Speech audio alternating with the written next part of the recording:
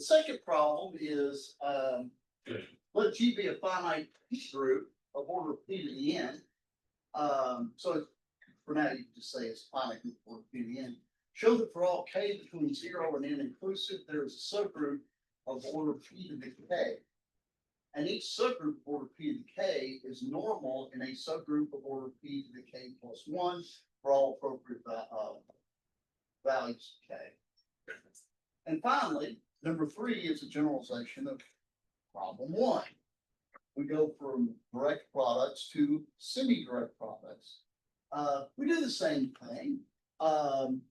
Given two groups and a homomorphism from H into the automorphism group G, we define the semi-direct product of G and H with multiplication given by, so the elements, again, like in problem 1, are ordered pairs. First from G, second from H, first from G, second from H. But instead of combining them just straight up multiplication of the coordinates, we do this little weird thing. The second coordinate is exactly what you would think. It's just H1 times H2.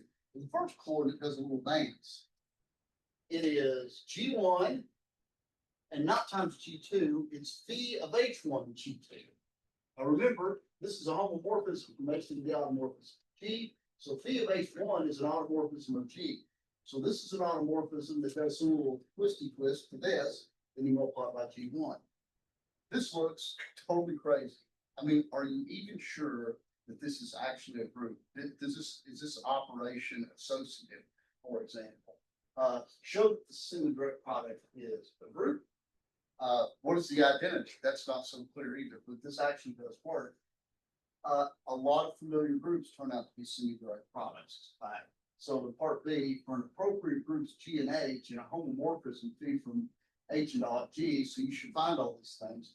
Write the dihedral group as a semi-direct product. So anyway, think about how that might work. Any questions? Okay, so let's get back to the lesson at hand.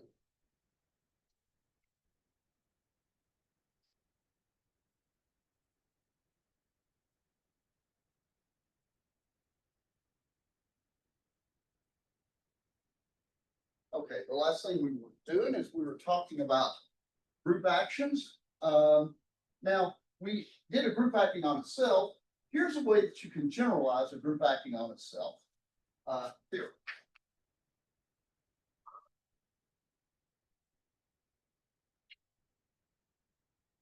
Let G be a group and H any subgroup.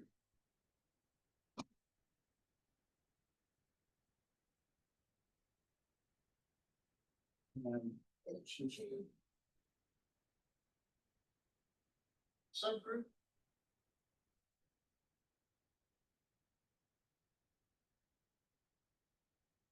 And A is a set of left cosets.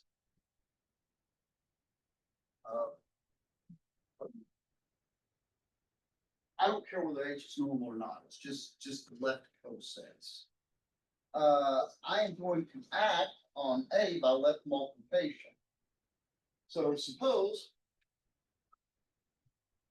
G acts on A by left multiplication.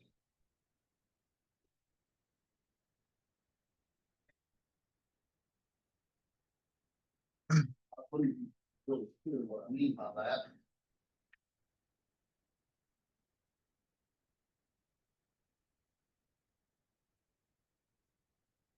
How does this actually work? Well, here's a left coset, and here's an element of G. G acts on its left coset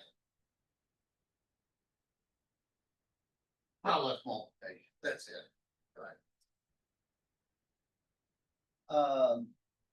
And let pi H be the associated permutation representation of this action.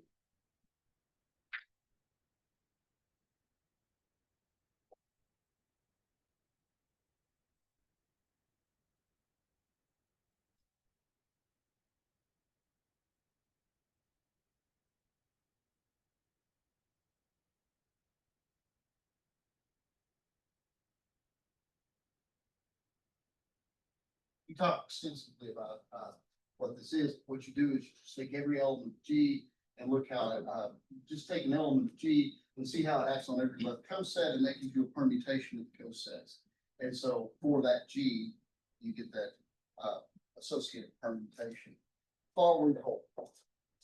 Number one, G acts transitive.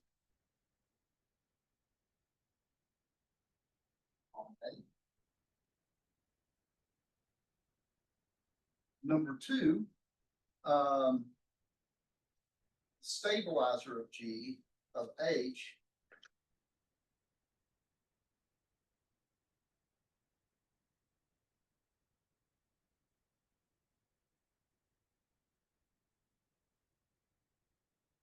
notice that H is one of the left cosets, and the stabilizer of H is precisely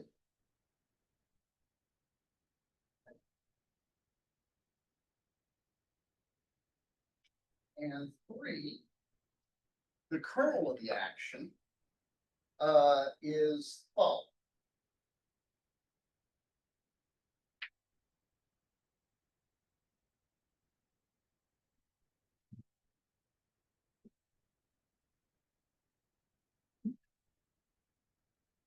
The kernel of the action is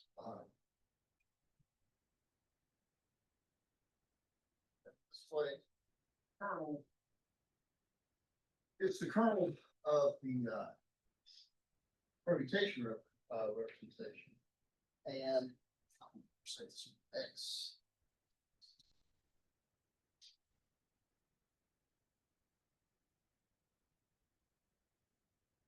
The kernel of IH is the intersection of all conjugates, and it's the largest normal subgroup of G contained in H.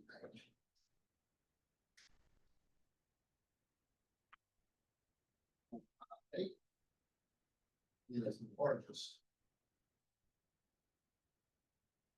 normal subgroup of G that is contained in H.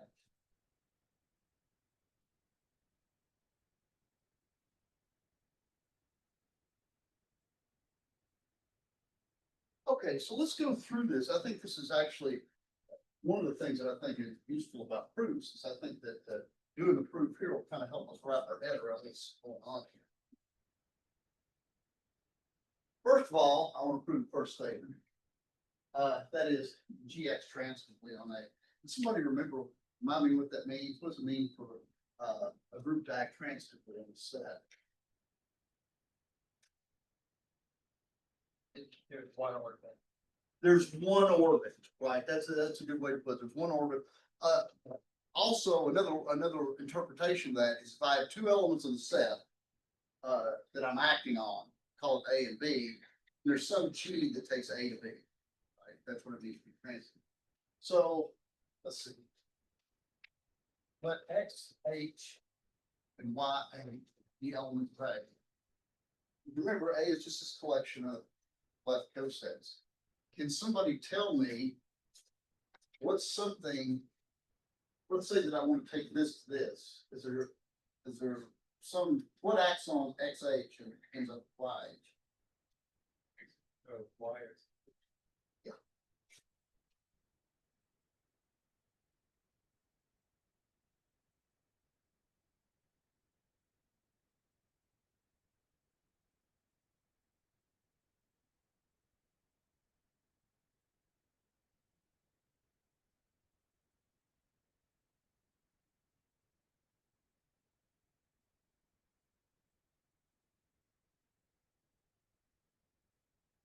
Fraction of fraction.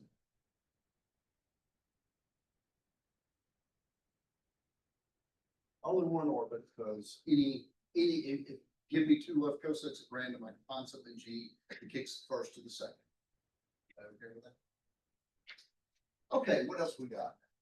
We need the stabilizer to be precisely it. Okay.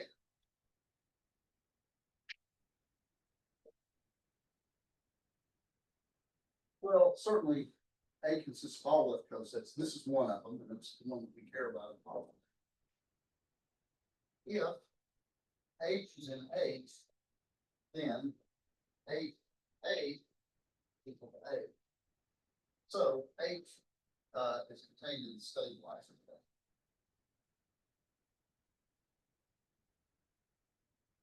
So anything in H, so the stabilizer of H is at lead stage. Now suppose X is in G and X acting on H, that is equal to H. That is to say, suppose X is in the stabilizer of H, leave it alone. This implies that X is in H. Because remember, these two cosets mean this is XH and EH. This holds if and only if XE inverse is in H, in particular X.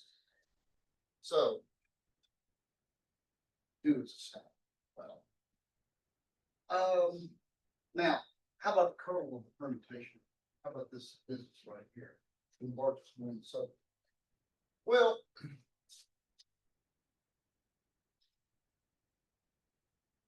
the kernel of pi h,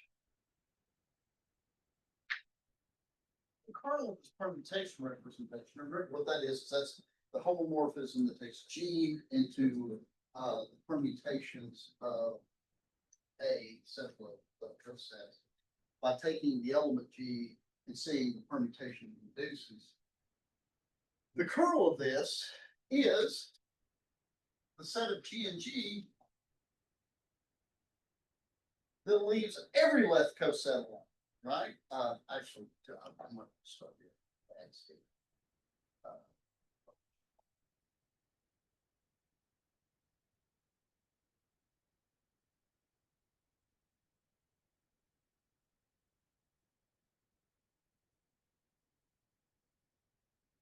The permutation, or I'm sorry, the action is left multiplication, and I want this action. G is in the kernel of this. If G leaves not just H alone, but everything alone, right? Every left coset. So I'm going to just reinterpret this. This is G and G, such that GXH equals XH for all G. Right? That's just me rewriting what that action is.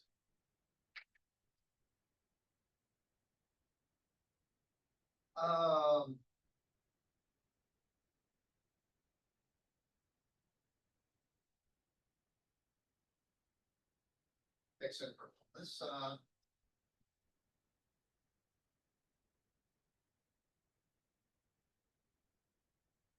Everybody agree?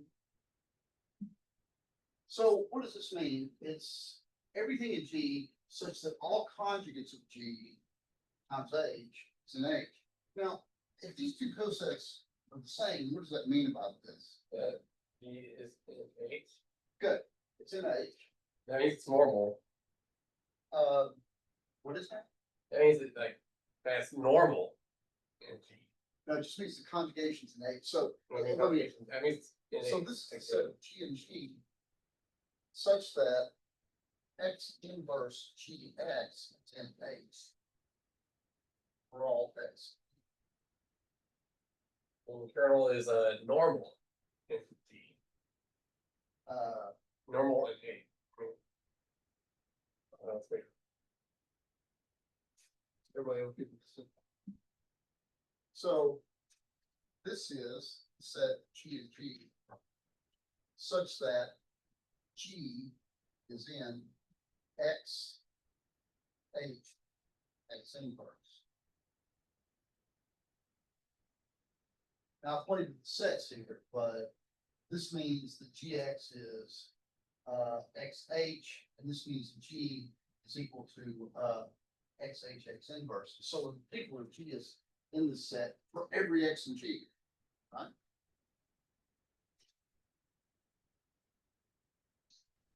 And that is the desired result, because this is the set of G and G that's contained in every conjugate of A, H. So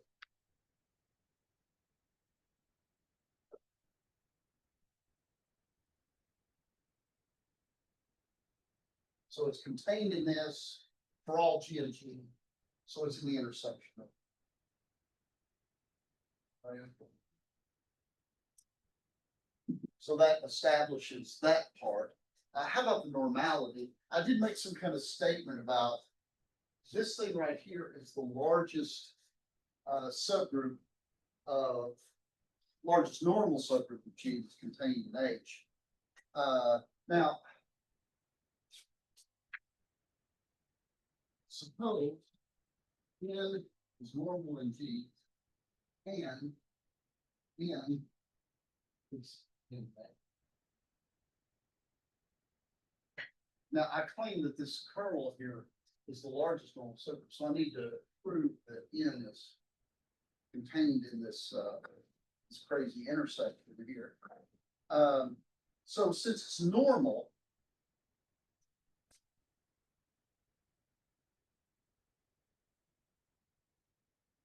for all X in G, X in X inverse is a subgroup of X H X inverse.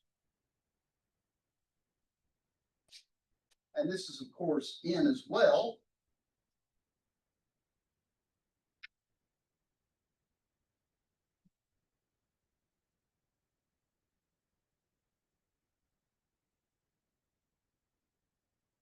Because this conjugate right here is just N. Right. So what this tells me is N is contained in every one of these. So N is contained in the intersection.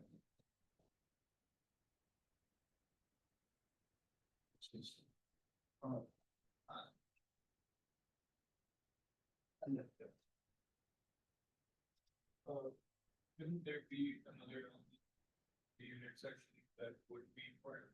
And we've shown that N is a subgroup, is a subset of the intersection. We have shown that it's full. We haven't shown that it's equal to it. That's because that's not what the theorem says. It just says it's contained in it, right? So it's the largest, this thing right here is the largest normal subgroup that's contained in H, right? Well, this is exactly what we've gotten. We've proven that N is a normal subgroup. It must be contained in this intersection, right? And that's what it means. That's what we mean when we say largest. Any other normal subgroup that is contained in H must be inside this.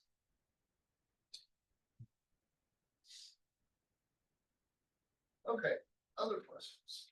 I was a little bit confused about the step there where you go from X and X inverse subgroup of X H X inverse to the next one. Down here? Yes.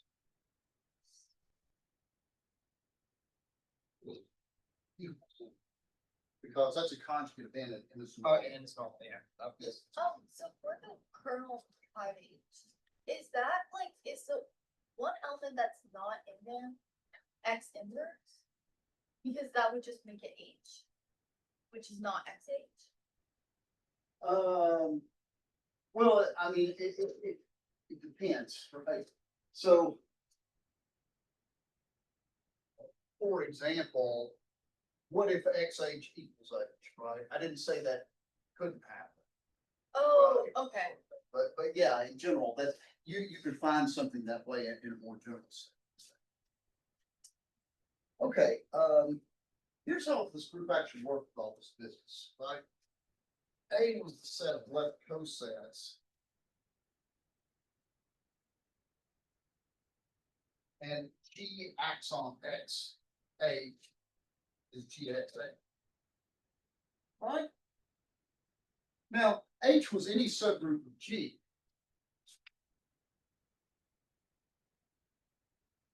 I did say earlier that this generalizes a group acting on itself. Somebody explain why that's true?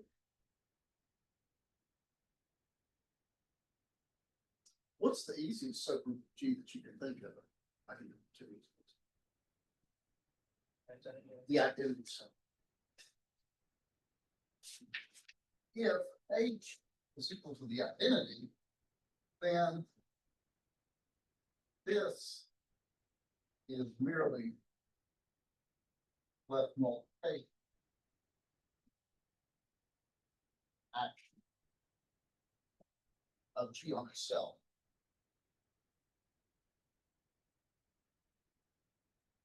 Right?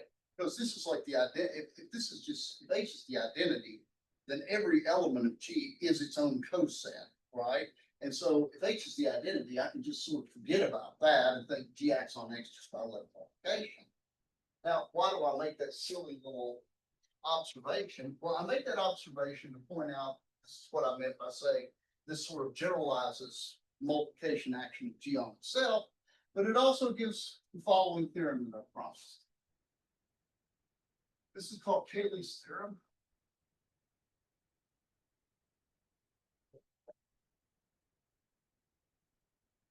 This is Cayley's theorem, and it says every group is isomorphic to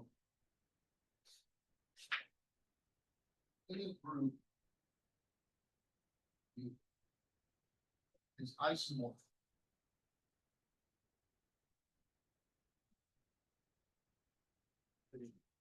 Okay, so yes, A. So set.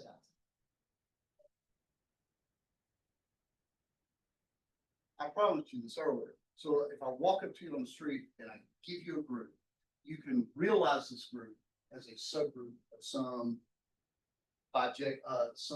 collection of bijective functions on some set A. And in particular, if the order of G equals N, then G can realize as a subgroup.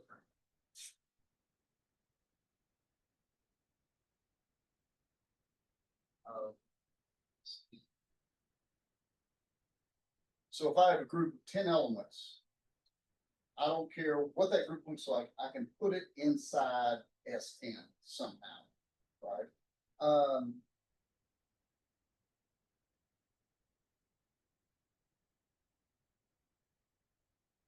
Now I'm going to prove this, and this is a wonderful theory.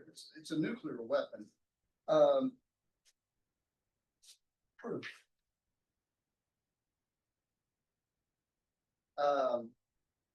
Consider, let's see what. There we go.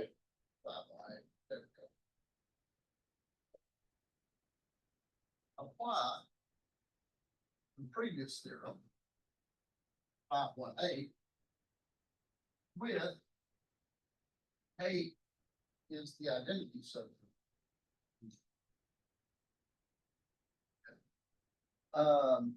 This gives a homomorphism.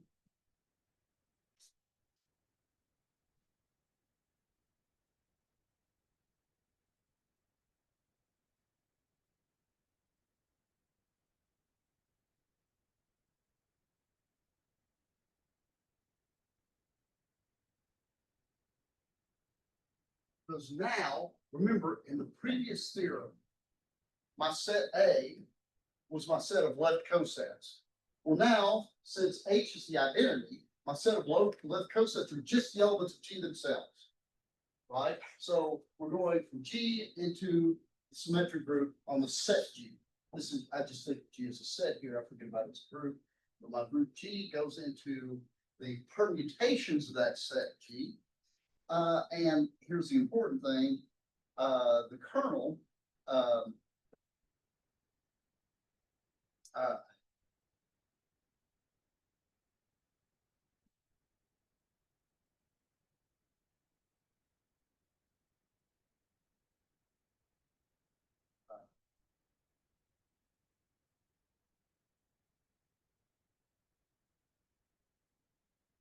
way I did this, what this is.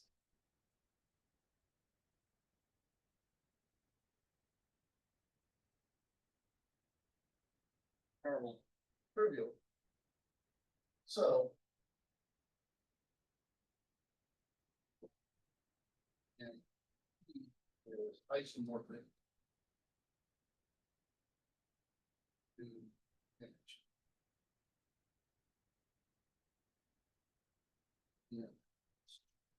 So it's a sub.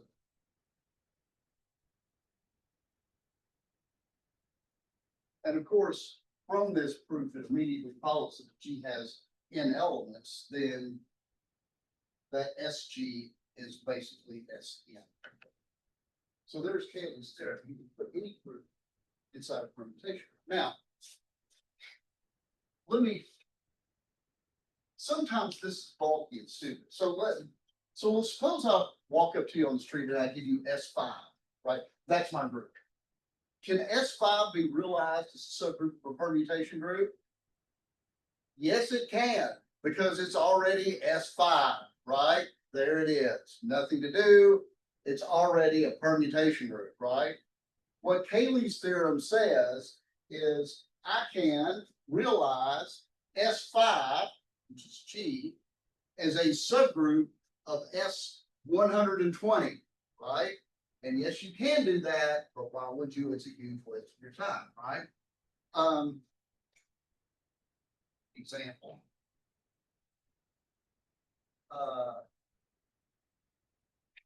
There are two groups of order 10. And in fact, you prove that basically in your homework. One of them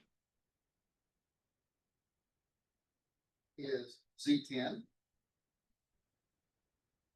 Another one of them is dihedral on the pentagon. Now, Cayley says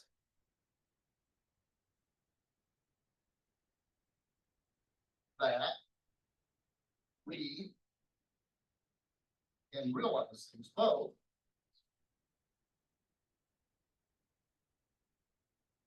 as subgroups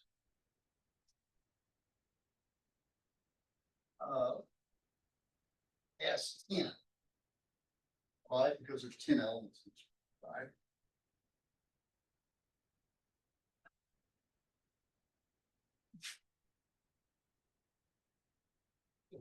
But you don't really need this. This is a very big group. It's got 10 factorial elements. I don't even know what that is off the top of my head. It's very well remembered. Can somebody tell me? Let's do the dihedral one first. I'm not familiar. What's the smallest n such that you can put D5 inside? I know I can put it inside of S10, but can you do better than that? S smaller.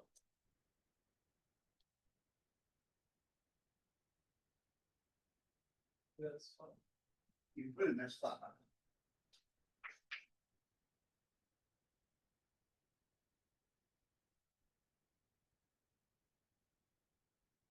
Because remember,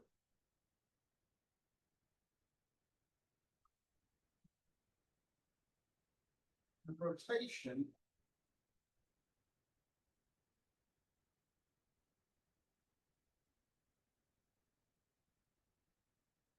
and these two permutations, R and S, they satisfy the dihedral relations.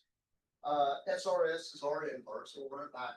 You can actually stuff these both into S5 because they're the permutations they generate, and you get this little subgroup of order 10 inside S5. And of course, S5 is still pretty big, right? It's got 120 elements, but I can fit this group of order 10 inside there. Okay, 5 is your prediction. Can you do better? Yeah, I think probably not. Can you give me an argument why you can't?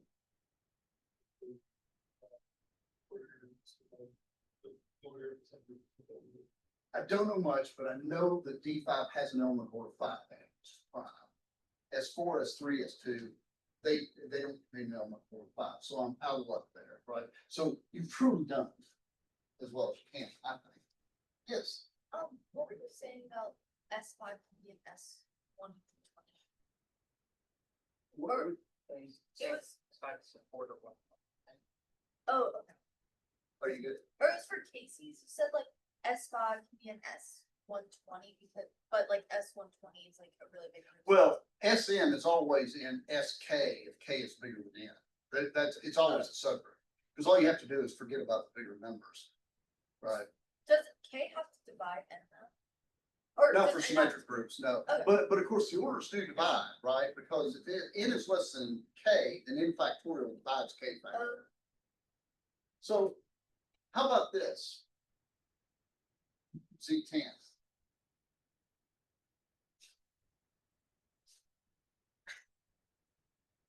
I don't think you can do better. Huh? Can you not do better? I don't. Then S10? Yeah. You can't. Can? Says five of them. No, yeah, S5 won't work, right? Because here's what happens. You can write everything as product disjoint cycles in S5. And you, again, you have to have an element of order 5. Once you've done that, you know, how are you ever going to get an element of order 10?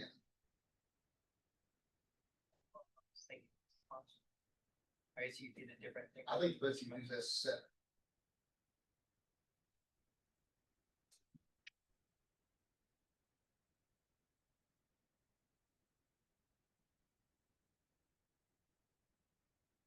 You know what?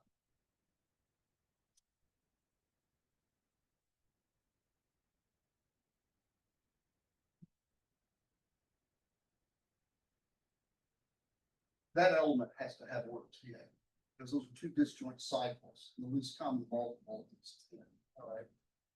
So this actually has this element of order 10 in it, and I don't think you can do any better, right? S6 doesn't have any element of order 10, because you don't have enough permutation to do that. So I sort of did the minimal amount of work, 5 cycle, 2 cycle, that goes to 10, right? So actually you can do a little bit better. Okay, any other questions? You put C6 into, You can put C6 in it as 5. Yeah. Yeah. Okay. Here's another, so here's a question for you all. If I walk up to you on the street, give you a group, and it's got, some number of elements, and it's got a subgroup of index 2, what can you say about that subgroup of index 2? Right, it is normal, right? Here's a theorem that generalizes this. So that statement will follow from this quickly. Corollary.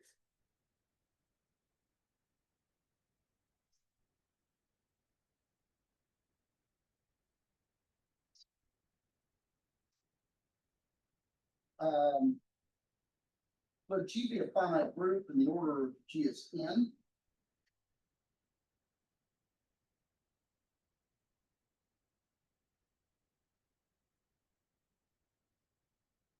Let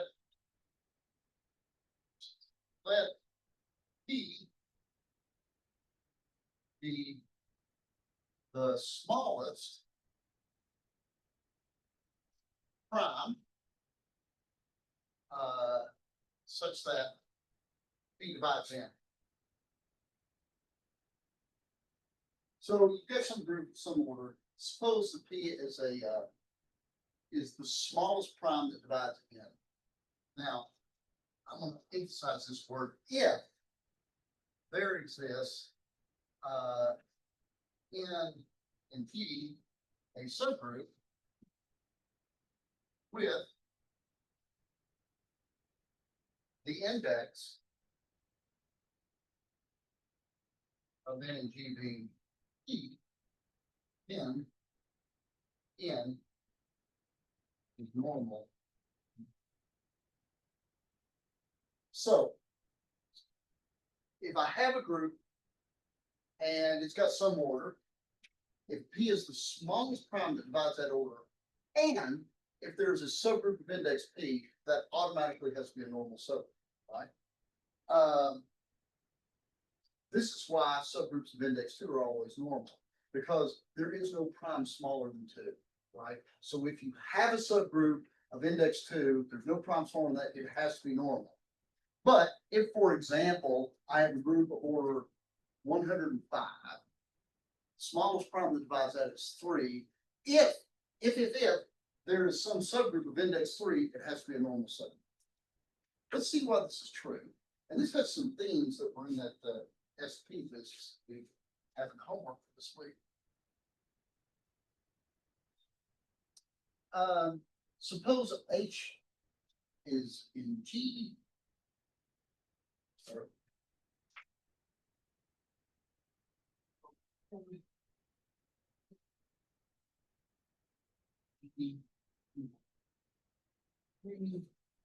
With P small prime.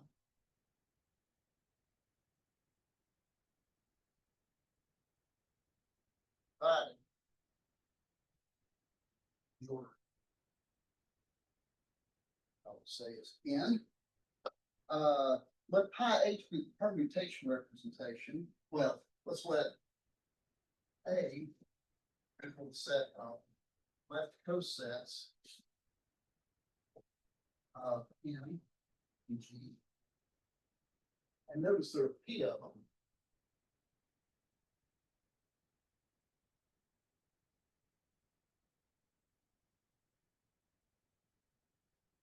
And let pi H be the permutation representation induced by multiplication of G on the left cosets. So. Representation.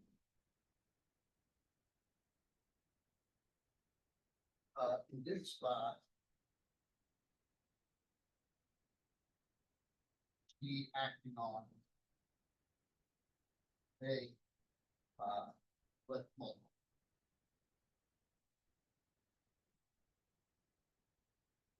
So this is what we're working on. Theorem 5.8. Let's let K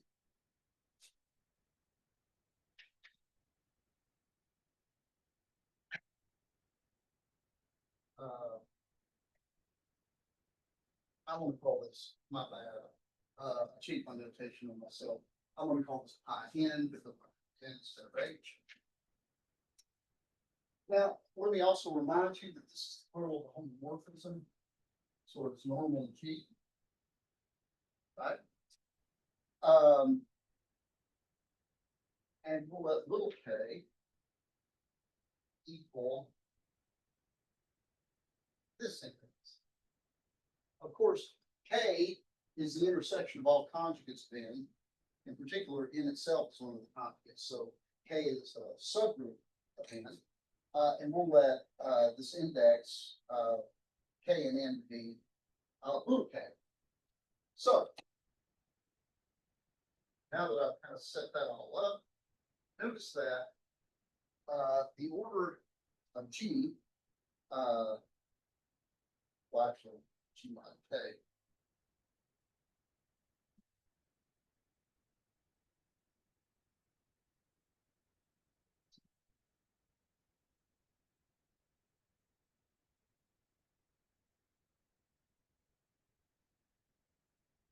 We know that the index is multiplicative, and this is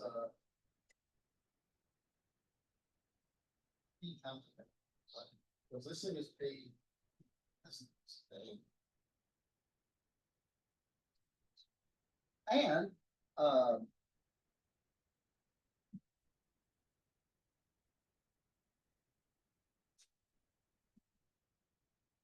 since there are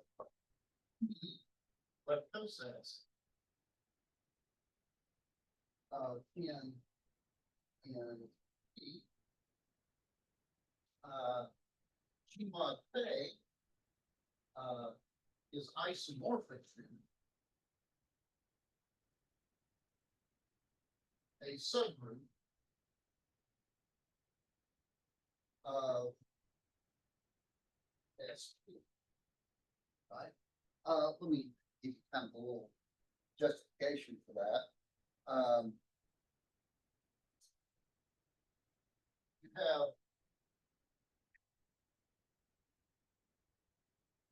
remember there's a homomorphism in G into SP.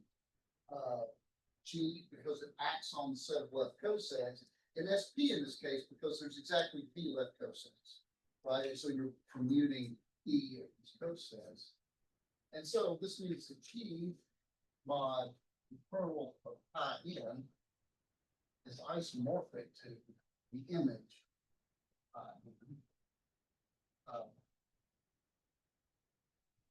And of course, kernel times K. So this is what I mean by saying G mod K is isomorphic to the subgroup of SP. That subgroup is just whatever the image is, which is a subgroup of SP. So what can we conclude? Well, we need, so the order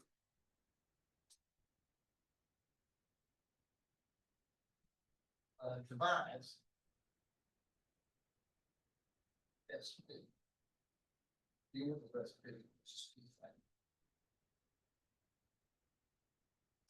Right? Because G mod K is isomorphic to a subgroup of SP, and of course, the order of that subgroup must divide the order of the group. So let's see what this means here. So G mod K,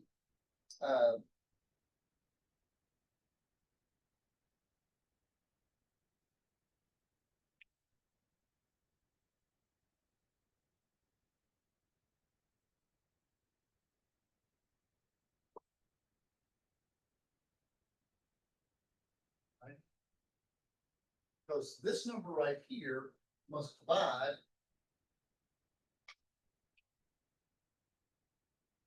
P factorial.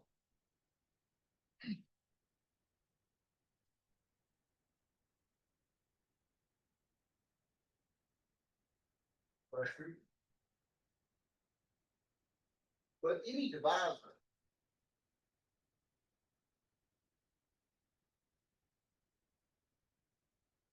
of K must also divide the order of P. Because this thing is a factor of the order of G. This is a factor of the order of G, so this is a factor of the order of G. So any divisor of K must divide the order of G.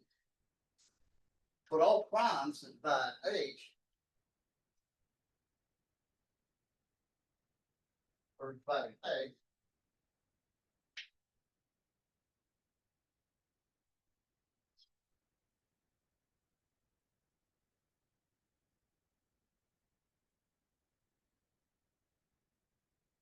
But any prime dividing K must be strictly less than P, because P minus one factorial.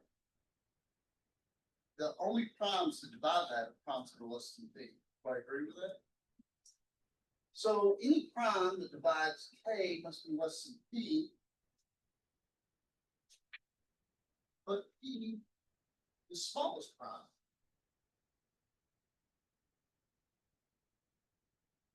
Dividing. Your. So what can we conclude? What must be true about K? K must be 1.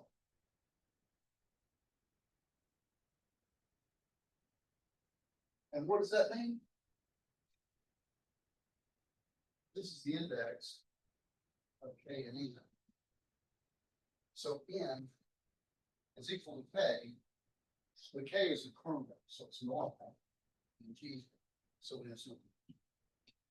This is kind of a groovy theorem, and it, like I said, it generalizes what we already know about subgroups of index 2. Any subgroup of index smallest prime divided by the group must automatically be normal. Okay, any questions? Okay, so now we're going to focus on, so we got some results, we got some traction here with left multiplication.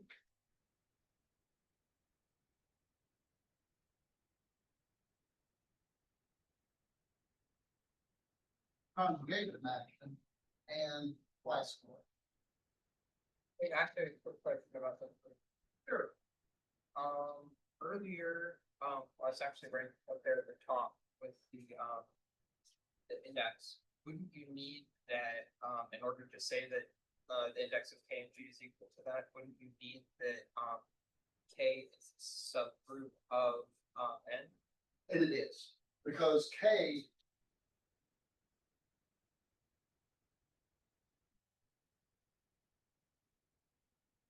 That's the kernel of the action thing, and this is contained in the end. Okay. Okay, other question. Okay, we've talked about conjugation action before,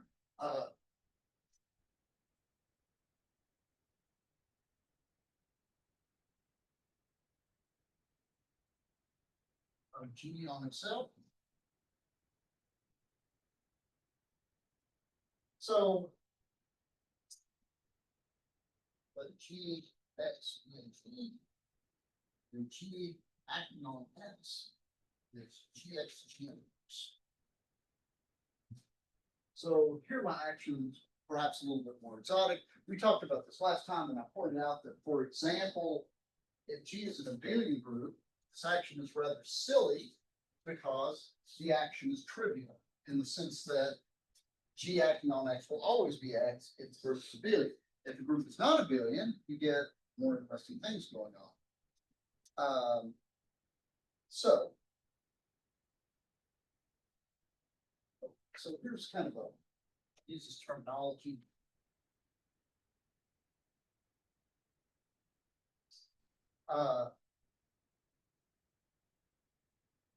Let's let G act on okay, so.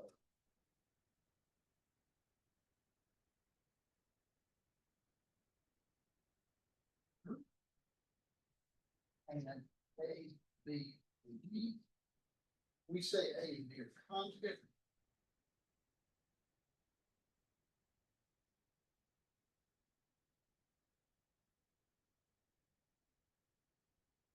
If there exists G and G such that G A G inverse is equal to B.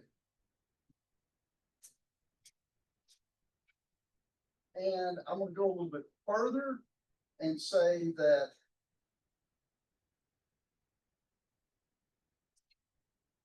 if S, P, and G are subsets,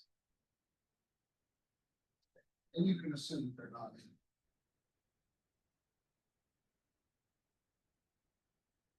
in, then S and T are conjugate.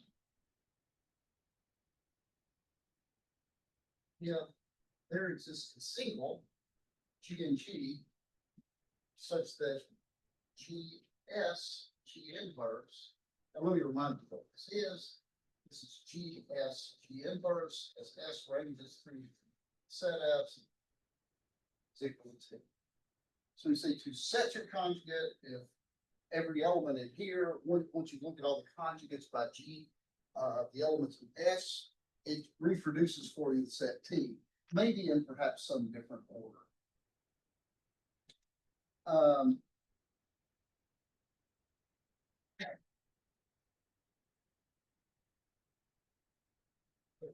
Yes. Is that the same, like, is this the same sort of conjugate that we use in, like, with complex numbers, like, A No, plus no, BI no. and A plus? Yeah. Well, so there is a reason they use that terminology. So complex conjugation is an automorphism of the real numbers, actually. I'm sorry, of the complex numbers. And so there's relations to this way, but this is, I think this is something different now.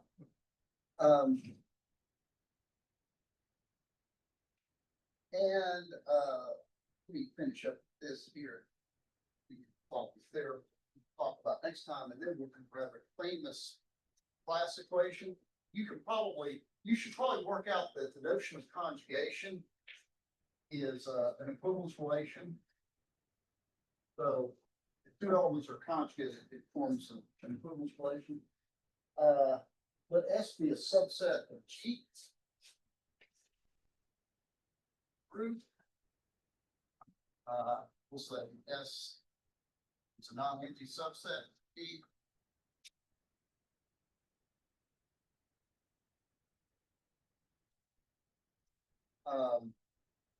the number of conjugates of the set S is the index normalizer.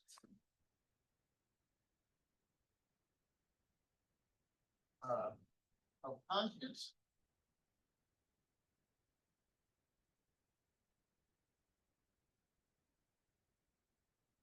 By the normalizer in G of S. This is most useful really when S is actually a subgroup, but this is true in general. So if you look at the normalizer in G of S, this gives you the number of conjugates. If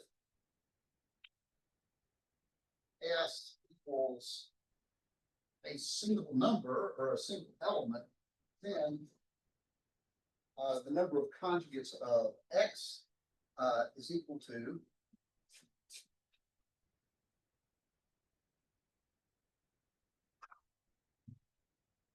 X is given by the index centralizer of X. We will talk about this next time. Are there any questions? Yes. So just looking at the notes, and the notes, it says that the other way of continuity, like A, G, E, the inverse, is it still in both ways?